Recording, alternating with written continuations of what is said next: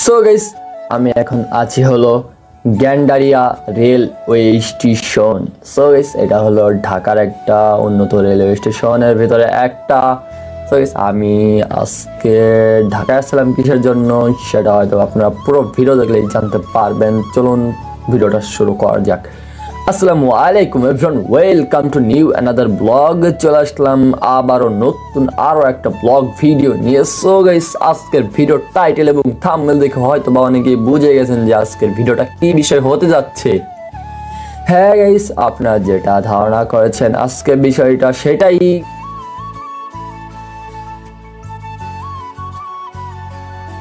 So guys, আজকে লাইফে first time আমি এক্সপেরিয়েন্স করব ঢাকা টু ফরিদপুর রেল জার্নিতে। সো গাইস, দেখেন ফাইনালি আমাদের ট্রেনটা চলে আসছে এবং ট্রেনে উঠে পড়ছি। গাইস, ট্রেনের সিটটা আমি জানলার পাশে নিয়েছিলাম, কিন্তু গাইস বর্তমানে জানলার পাশে সিট পাওয়া খুবই খুবই খুবই টাফ ব্যাপার। যদি আপনি ভাগ্যের জোরে পেয়ে যান তাহলে। সো গাইস, দেখেন ঢাকা শহরের ভিতর থেকে বের হয়ে আসলাম। সো গাইস, এই জায়গায় কিছু কিছু জিনিস আছে যেগুলো আমি হয়তো জানি না। আপনার এলাকার যারা আছেন যদি কেউ চিনেন বা জানেন তাহলে অবশ্যই ভিডিওর কমেন্ট বক্সে কমেন্ট করে জানাবেন। গাইস, এখানে আমি এরকম কিছু অদ্ভুত জিনিসের চাষ করা দেখছি যেইগুলা আমাদের দিকে হয় না, মানে ফরিদপুরে হয় না। তো তার ভিতরে হলো আমরা যেটাকে থোল বলি, মানে ভাগ ভাগ করে কি যেন চাষ করছে নদীর ভিতরে, মানে বিলের ভিতরে দিয়ে। তো সেগুলোর নাম তো আমি জানি না। যদি আপনারা কেউ জেনে থাকেন অবশ্যই কমেন্ট বক্সে কমেন্ট করে জানাবেন। সো গাইস, দেখেন দুর্গম মানে একেবারে ময়লা যুক্ত ঢাকা শহর থেকে আমরা চলে যাচ্ছি মুক্ত শহর ফরিদপুরে। সো গাইস, এই ভিডিওটার শুট নেওয়া অনেক আগে, কারণ এই ভিডিওটা হলো পিএজের সিজনের যে শুট সেইগুলা। তো পিএজ সিজনের যখন আমি পিএজ নিয়ে ঢাকায় গেছিলাম তখন আসার সময় আমি এই শুটগুলা নিছি এবং এই শুটগুলো এখন আমি এডিটিং করে ছাড়তেছি। কারণ হলো গাইস, আমার যে ফোনটা আছে সেই ফোনটার ডিসপ্লে আবারও চলে গেছে। আপনাদেরকে একটা ভিডিও দিয়েছিলাম আমি অনেক আগে যে আমার যে ফোনটা দিয়ে আমি শুট করতাম এবং ভিডিও এডিটিং করতাম, আমার সেই ফোনটার ডিসপ্লে চলে গেছিল। তো গাইস, এখন আবারও আমার সেই ফোনটার ডিসপ্লে চলে গেছে।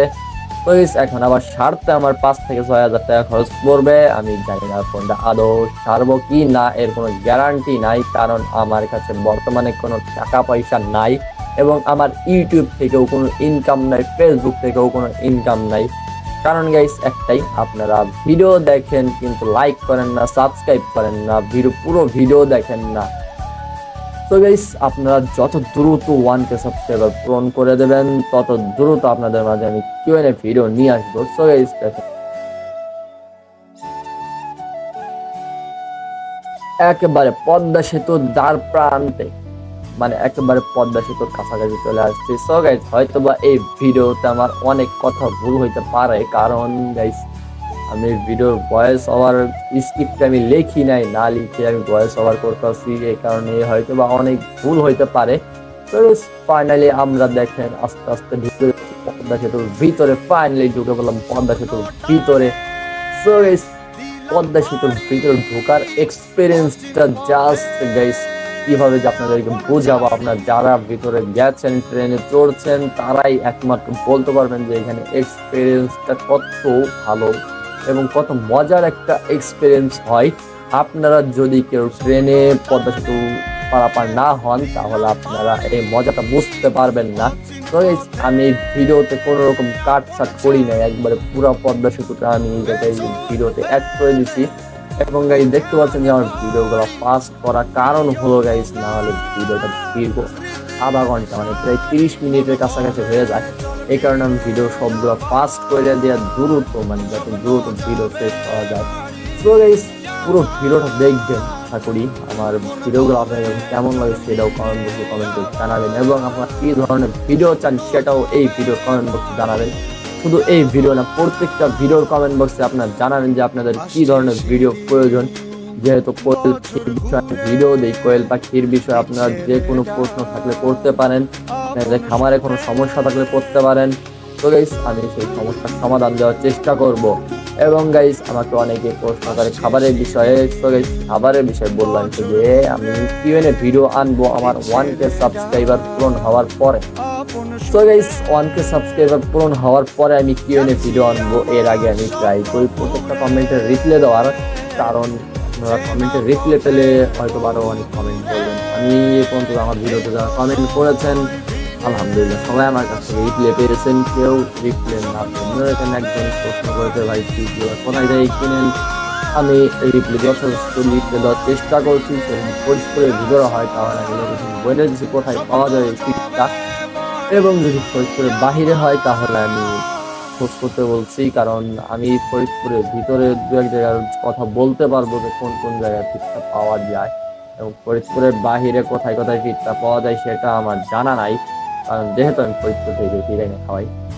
তো গাইস আপনাদেরকে একদিন দেখাবো যে আমি এখন গলন্দ থেকে আর পিক আনি না। আপনাদের আগে যে ভিডিওগুলো দেখছেন সে ভিডিও দেখছিলেন যে গলন্দ থেকে পিক এনে খাওয়াই। আসলে গাইস সেটা ছিল দীর্ঘ মাঝখানে একবার ভিডিও। এখন আমি আর গলন্দ থেকে পিক আনি না, এখন আমার বাড়ির আশপাশে একজন ভাই আমাকে পিট এনে দেয় এবং সেইখান থেকে অন্য একজন পিট নেয়। তো এই আরেকজন পিট নেয়, তার বাড়ি হলো কানাইপুর, সে ভাইয়ের নামটা আমি বলতে পারবো না কারণ আমার নাম জানা নাই। সো গাইস দেখেন গ্রামীণ পরিবেশে চলে আসছি। ফরিদপুরের সৌন্দর্য গাইস বলে বোঝানোর মতো না, কারণ ফরিদপুরের সৌন্দর্য এত এত বেশি যে ফরিদপুরের সৌন্দর্য আপনাদেরকে আমি বলে বোঝাতে পারবো না। সো গাইস দেখেন কি পরিমাণে সুন্দর দৃশ্য দেখুন। এবং গাইস যখন আমি শুট নিছি এই ভিডিওগুলো করছি তখন দেখেন আমার চুল কত বড় ছিল, মানে আমার বাবলির একটা প্ল্যান করছিলাম, তারপর আবার দেখলাম না বাড়ি থেকে মানা করলো যে না বাবলি রাখতে হবে না, এই কারণে ভয় চুল আমি ফেলছি, ছোট ছোট দেখে ফেলছি। তো গাইস গ্রামের যে ক্ষেত খামার যে ভিডিওগুলো আছে ওই ভিডিওগুলো জাস্ট একবার ওয়াও।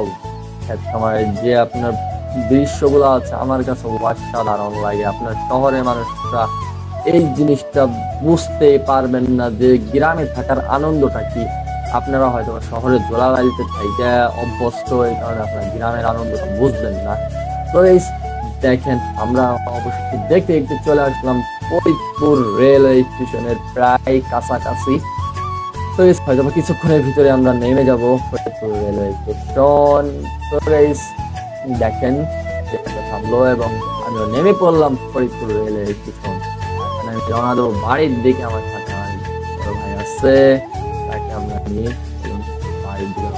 সো গাইস আজকের ভিডিওটা এই পর্যন্ত, পরবর্তী নতুন কোনো ভিডিওতে দেখা হবে, সেই পর্যন্ত ভালো থাকবেন সুস্থ থাকবেন। আসসালামু আলাইকুম। এবং ভিডিও কেমন লাগলো অবশ্যই কমেন্ট করে জানাবেন।